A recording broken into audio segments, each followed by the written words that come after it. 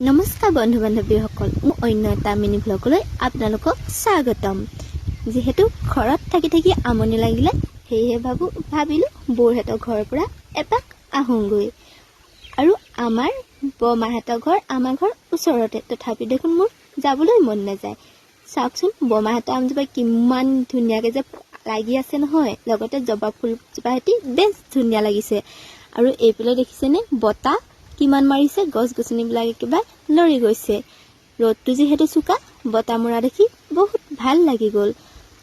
আৰু চাওকচোন বৌহঁতৰ বগৰীজোপা কিমান ধুনীয়াকৈ লাগি আছে। আপোনালোকে নিশ্চয় চিনি পায় এইটো কি বগৰী কয়, আমাৰ এইপিনে আহোম বগৰী কয়। আৰু চাওক বৌহঁতৰ ঘৰত পালোগৈ। এতিয়া মই বৌহঁতৰ ভিতৰলৈ যাওঁ, চাওঁচোন বৌহঁতে কি কৰি আছে ভিতৰত। দেখিছেনে, গৈ দেখিলোগে বৌহঁতে মেল পতাত ব্যস্ত, আৰু মই ভতিজাটোক ললো। এইপিনে এইজনী ভতিজা দেখিছেনে, এই কিন্তু বিয়াত অঘাইতাও। দেখিছেনে বাৰু মোক মাৰিবলৈ কেনেকৈ খেদিছে, আৰু হাঁহি তাই দেখিছে কিমান ধুনীয়াকৈ মাৰিছে। কম দুষ্ট নেকি ইহঁতি।